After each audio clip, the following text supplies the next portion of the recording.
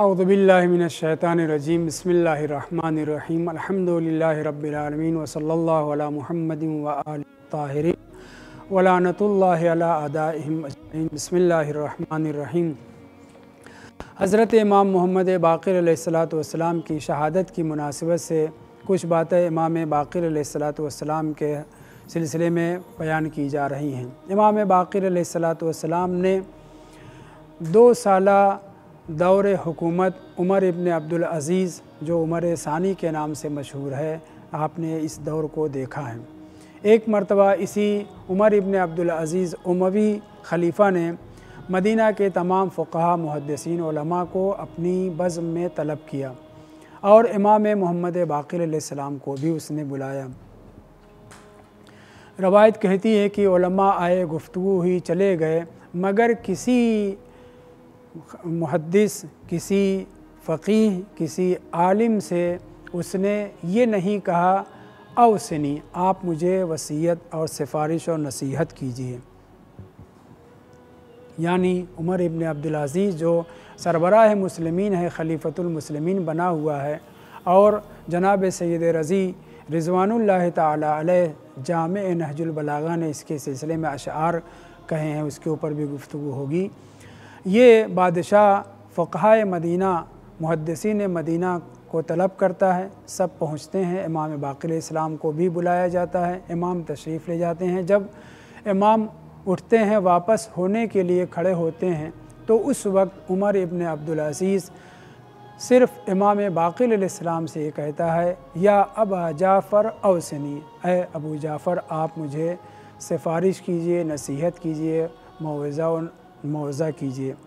इमाम बाक़िर अलैहिस्सलातु वस्सलाम ने जो भरे दरबार में उलमा, फ़ुक़हा, मुहद्दिसीन के सामने बादशाह वक्त को, खलीफ़े वक्त को जो वसीयत और नसीहत की है, उस वसीयत और नसीहत एक जुमले में इमाम ने जो नसीहत फरमाई, उसके सिलसिले में ख़ुद उमर इब्न अब्दुल अज़ीज़ कहता है, वल्लाहि लव अख़ज़नाहु लस्तक़ाम लनल खैर, बखुदा कसम ये जो आपने मुझे नसीहत फरमाई है, अगर हम इस नसीहत के ऊपर कारबंद हो जाएं, अमल पैरा हो जाएं, तो हमारे लिए आपने खैर को जमा कर दिया है। यानी खैर दुनिया और आखिरत इस आपकी नसीहत में सिमट गया है।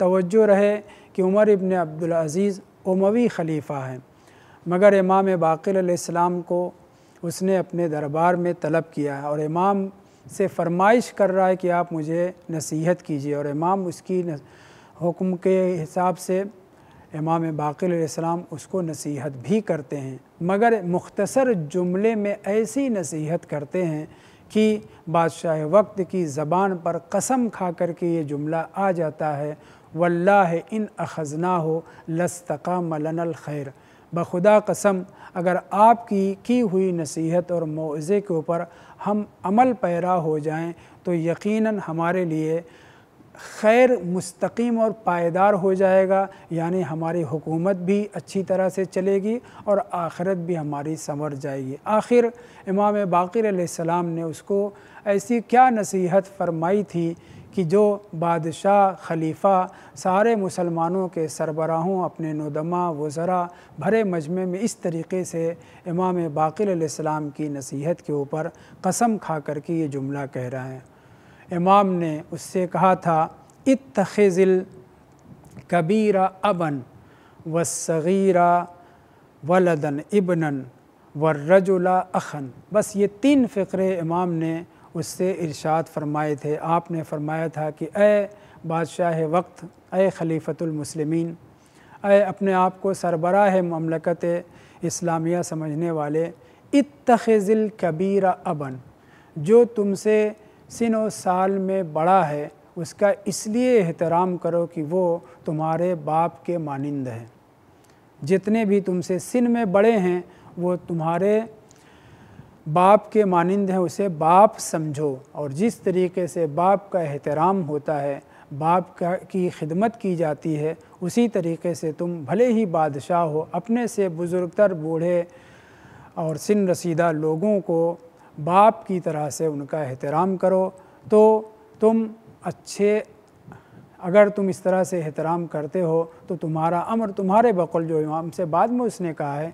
दूसरा फ़िक्रा, वस्सगीरा इब्नन, और जो तुमसे उम्र में छोटा है, बच्चा है, नौजवान है, तुमसे उम्र में छोटा है, उसे अपना बेटा तसव्वुर करो। इंसान अपने बेटे के लिए क्या कुछ नहीं करता, उन बच्चों और औलाद की रफ़ाह के लिए, आसाइश के लिए जिस तरीके से काम करता है बाप, उसी तरीके से ए उमर इब्न अब्दुल अज़ीज़, तुम्हें अपने सिन से छोटे लोगों को अपना बेटा और अपनी औलाद समझना चाहिए। लिहाजा तुम्हारे पास कोई चारा नहीं है। जो तुमसे बड़े हैं उनको बाप की तरह से उनको एहतराम दो, जो तुमसे छोटे हैं, कमसिन है, उनको अपने बेटे की तरह तस्लीम करो, और बेटों के लिए इंसान बहुत कुछ करता है।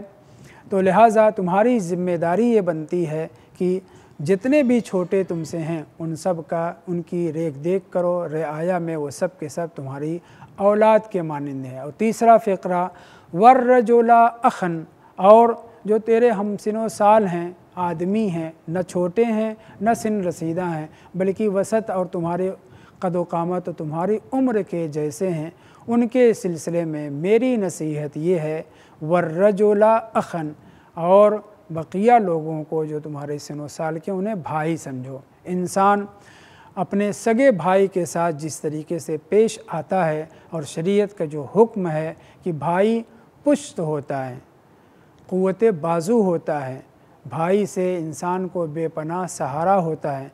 तुम बादशाह वक्त हो, जितने लोग भी तुम्हारे सिन व साल के हैं उन्हें तुम अपने भाई के मानिंद समझो, और जितने भी लोग तुम्हारे सिन व साल के हैं तुम उन्हें अपने भाई के मानिंद समझो। अगर तुम ऐसा करते हो तो कोई बाकी नहीं रहा, तुमसे बड़े तुम्हारे बाप के मानिंद हैं। बाप की नाफरमानी करने वाला आँख हो जाता है, माँ बाप के ऊपर तजावुज़ और जुल्म सितम करने वाला आँख हो जाता है। छोटे जो तुम्हारे बच्चों के मानिंद हैं, तुम्हारे बेटों के मानिंद हैं, बेटे और बेटियों के मानिंद हैं, लिहाजा उनका भी ख्याल रखना तुम्हारी ज़िम्मेदारी है। और जो तुम्हारे सिनो साल के हैं वो तुम्हारे भाई के मानिंद हैं, उनका भी ख्याल रखना ज़रूरी है। ये एक सतर में इमाम ने जो उसे नसीहत की थी, उसके बाद उमर इब्न अब्दुल अज़ीज़ अव्वलन तो किसी भी बड़े से बड़े आलिम से कोई नसीहत तलब नहीं करता, और फ़र्ज़ंद रसूल से जब नसीहत तलब करता है तो इमाम ने एक सेंटेंस में 3 फ़िक्रे इस्तेमाल, 3 हुक्म सादिर फरमाया, इत्तख़िज़िल कबीरा अबन वस्सगीरा इब्नन वर्रजुला अखन। और फिर इस जुमले को सुनने के बाद उमर इब्न अब्दुल अज़ीज़ बेसाख्ता बोल पड़ता है कि ये जो आपने मुझे नसीहत फरमाई है, अगर मैं नहीं सिर्फ हम सब के सब इसके ऊपर अमल पैरा रहें, कारबंद रहें, तो हमारे लिए खैर पायदार हो जाएगा। खैर पायदार होने का मतलब उसकी निगाह में ये है कि हमारी हुकूमत भी पायदार और मज़बूत हो जाएगी, सब हमारे मुआफ़िक हो जाएंगे, और आखिरत में भी हमें खैर और नेकी हासिल होगी। लेकिन ज़बानी जमा खर्च करना और है, और वाकई तौर पर अमल पैरा होना और है। ये 2 साल तक खलीफा रहा, 2 साल तक बादशाह रहा, लेकिन इसने बाज़ अच्छे काम किए हैं। मसलन फ़िदक औलाद फ़ातिमा के हवाले किया है। 80 साल से 80,000 70,000 मेंबरों से अमीरुल मोमिनीन अलैहिस्सलाम को जो लान तान की जा रही थी, बनी उमैया ने किया था अम्र मुआविया से, उसको भी ख़त्म किया, और उसकी जगह पर नमाज जुमा में उसने आयत इन्नल्लाह यामुरुकुम बिल अदल वल इहसान वाली हुक्म दिया कि इसको पढ़ा जाए।